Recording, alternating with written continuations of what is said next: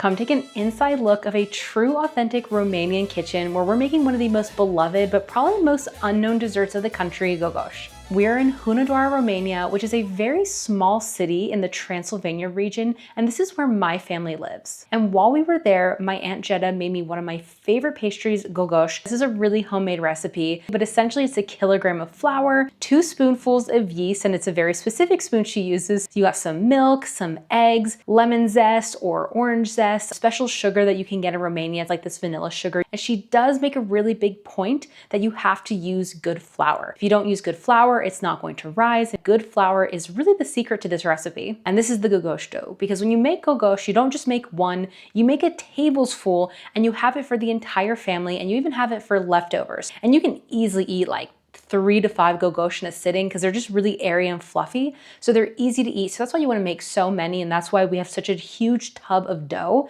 that we're using. But Aunt Jetta likes to show off how good the dough is because of how clean it comes off. So when she grabs the dough, you can see it's not sticking to the bowl. And that's how you know you made a good dough, if it's not sticking. Now we get to what is my favorite part about the gogoși making, is rolling it out and cutting. This was always what I did as a child. It's kind of the easiest thing to do when you're a kid. So this is really where I have the most memories. But one thing I wanted to note out is the table that Aunt Jetta is using. So I'll show you right now that this is just her kitchen table. If you've ever been to a home in Europe, especially like an older home, kitchen islands aren't really a thing. Kitchens aren't as big as they are now, especially in the US. So we have the kitchen table where we're eating meals at, but she rolls behind the tablecloth. And you can see it's actually a marble slab, which is a perfect surface for like dough making. So this table doubles as a island in a way. So I think that's really smart and resourceful. And I just wanted to kind of show you that and explain that she's using this table. So you want to get the dough pretty thin, but thick enough that it kind of makes this really nice pastry. And when you roll out the dough, you can really see that lemon zest or that orange zest coming through. And now once the dough is rolled out, you start cutting it into circular shapes. And we have always used coffee mugs to make the gogoși shapes. It's not super sharp, but it's strong enough to actually like puncture through the dough. And you can see you just kind of put the cup down, sort of wiggle it around, and it makes that circle shape. And in between each one, you sort of dip it into that oil again so it doesn't get stuck on the mug.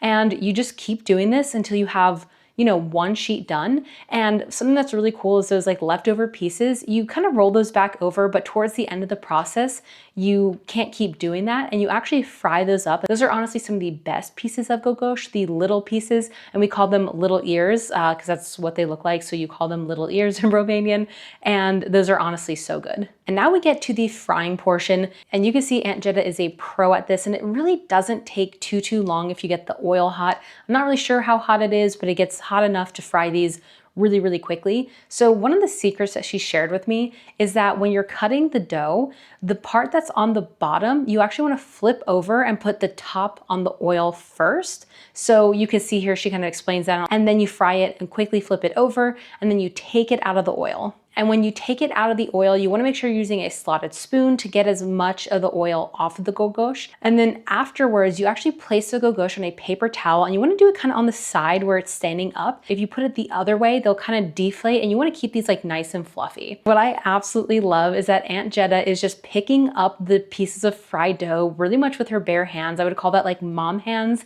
Honestly, the hot oil is not bothering her at all. You can just tell that she is in her element and super natural with this whole frying process. And now comes the sugar. This is really what makes gogoși super special, is that you have powdered sugar that you put onto the gogoși. Traditionally, what I'm used to doing is you have like a plate of powdered sugar and you put both sides in it, and there's your gogoși. Aunt Jetta also showed me a trick that you can just use a sift and just kind of sprinkle it over too. Both ways are really good. Honestly, I think the sifting kind of gives you a nice little like lighter covering versus doing it the other way. It's a little bit thicker, so you can kind of control the sugar that way. And one of the best things about making gogoși is getting to eat them when they are like fresh, like right off of the fryer with the sugar on. They are so good when they are like really hot, in my opinion. They're my absolute favorite. So here we are, and we are trying these out, eating these. My husband Cream, this is his first time trying Aunt Jetta's gogoși, because Aunt Jetta, honestly, like I said, she's one of the best cooks, makes the best gogoși. So this is his first time having them. It's my first time in a really long time having them. So it brought back a lot of memories, and it was just a really fun experience to make these with her and then eat them afterwards, and then have family over and then eat them with everyone later and have them the next day and like many plates later. And Aunt Jeddah is such a great character because she even cheers for my husband eating gogoși. So if you've never been cheered for when eating a pastry, you are missing out on the opportunity. So here's that clip now. Yeah, ia una. Is it good? Yeah, fresh gogoși.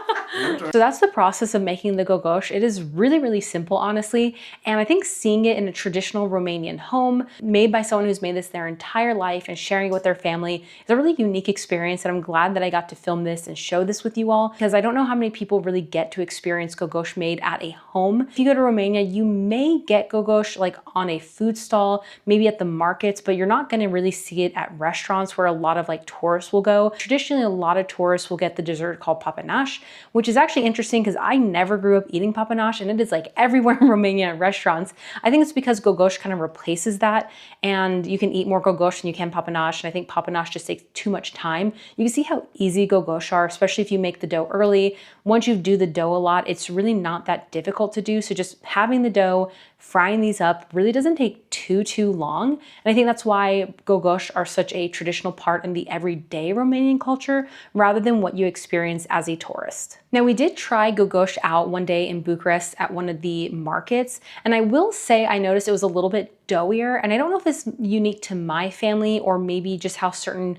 regions of Romania make gogoși, but in our family, they are like super light and airy. They're almost like, it's almost empty on the inside, and that's kind of how we like to make it in our family. And like I said, I'm not really sure if that's a regional difference, familial difference. I definitely prefer the light and airy ones because I feel like you can eat more of them. But I guess if you're getting one at the market, you would rather probably have a more satisfying kind of like denser one, because you probably just eat one versus, like I said, when you're at like a family gathering, you're probably eating a whole plate on your own, honestly, just because of how easy they are to eat, because they're so light and fluffy and airy. But you have to let me know if you've ever had Romanian gogoși before, and if we get enough support in the comments where you want the actual recipe, maybe Aunt Jeddah will give us the official recipe with real measurements. So if you want that, definitely make sure to let us know in the comments. And we'll see you guys in the next video.